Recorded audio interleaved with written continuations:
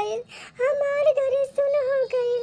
लागत है जैसे चोर डकैत लूट के सब ले चली गई।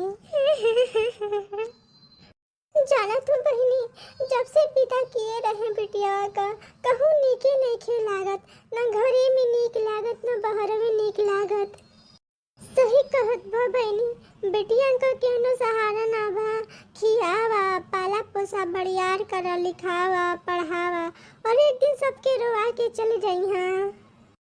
याद आ रही है तेरी, याद आ रही है, याद आ रही है तेरी, याद आ रही है।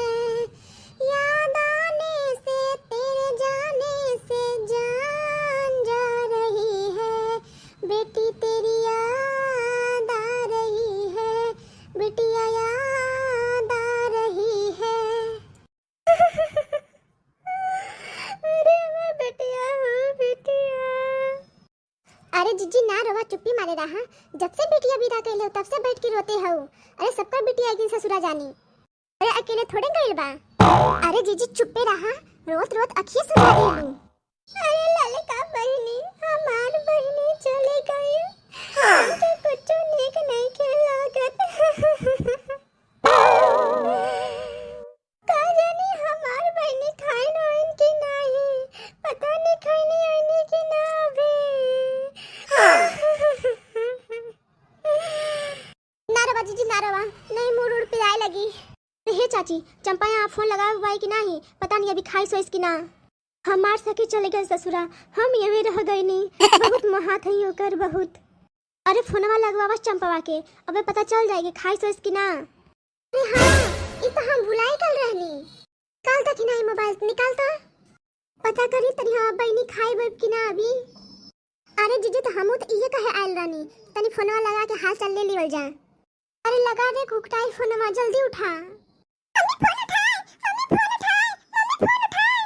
अरे मैया, ई कौन का तोहरा बोले लगल ले मोबाइल जा में।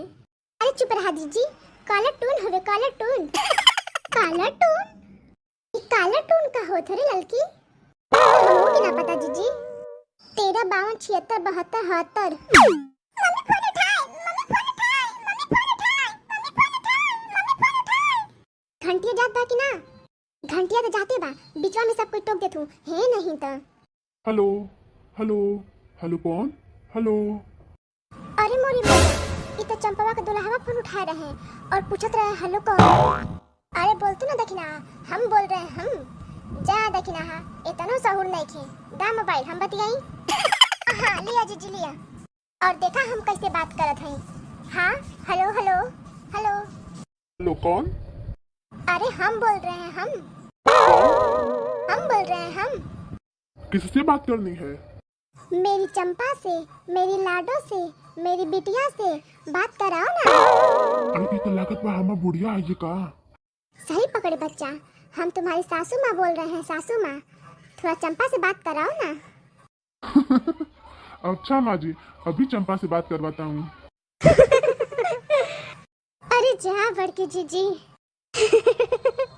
अरे जा बड़की अम्मा, तू कमाल कर देलू कमाल। एक बात माने के पड़े जीजी, चंपवा का दुल्हा तू पढ़ल लिखल खोजले हो। और न तका, अरे लइका लललबी कैले बा लललबी। अरे बहनी, इ लललबी कौन पढ़ाई होत बा? अरे जा चाची, लललबी ना LLB। जरे जाए बहनी, ना स्कूल गईनी ना फेल होनी, तो कहाँ जाने LLB बेललबी। अरे जा चाची। हाँ हेलो अम्मा, हेलो अम्मा। अरे जीजी, चंपा बोलतिया, फोनवा कना तर लगावा कना तर। जरे जाए बहनी, हम तो भुलाई गईनी कि फोनवा लगैले हई।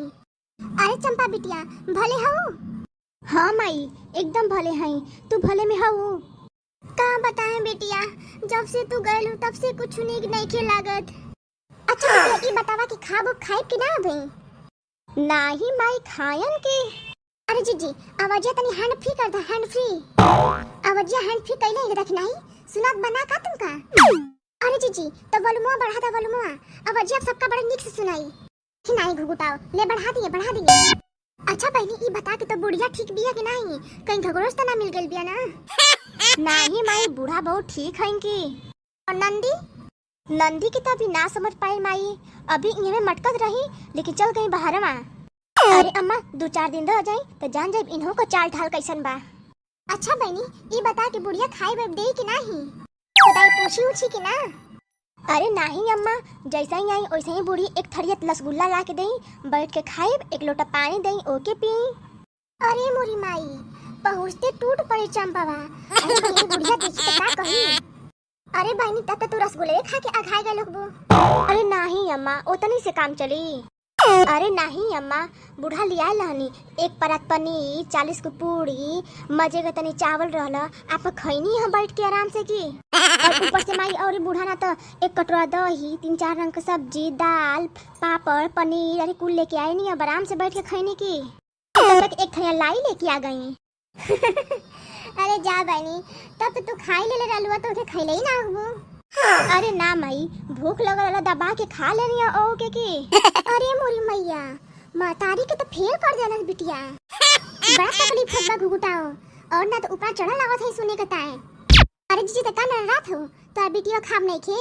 अरे खाम नहीं तो जन मनते मन करे ये नहीं तो ये हमार बड़की अम्मा चंपवा की याद में रोवत जात बा, आ वहां चंपवा मौज करत बा। अच्छा बिटिया, तो बुढ़ऊ भले रहे कि ना? जा जीजी, बुढ़ऊ के जरूर पूछत ही। अरे जा जीजी, तू तो सक बका गई, सक बकाए। अरे जीजी हम तो मजाक किए रहे, मजाक। अरे जा लड़का जीजी, इतना बढ़िया से जीजी अपनी समधी का हाल चाल पूछत रहे और तू बीच में टोक टाक देलू। हां जीजी रिसियाई गई, रिसियाई। अरे जीजी रिसियाई नहीं, हम तो मजाक किए रहे, मजाक। अरे समधी का हाल चाल ना पूछी तो केकर पूछी? बतलाई ला जीजी, बतलाई ला। अरे जीजी चंपा सोची तो का कही? अरे हाँ जीजी, चंपा का फोन है अभी, जल्दी बतिया लो। फोनवे काट देवलस माई हमार।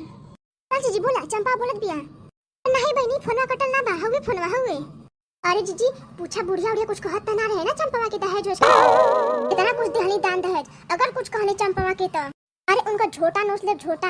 अरे उनका दोनों बबरिया उखाड़ ले बबरिया, अरे लेके थूक दे।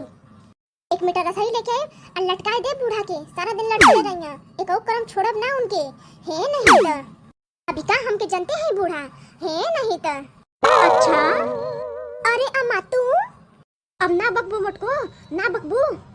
जा माँ, ना कहत रहे, गंगा माई की कसम, जमीन माई की कसम, भगवती माई की कसम। अरे अम्मा हम तुमका ना कहत रहे। देबू सफाई मुटको, हट तल की तनी हट। अरे मोर मैया, दीदी तो इस रख लेनी मुटको हाथियो नहीं तो, और ना तो सफाई दे।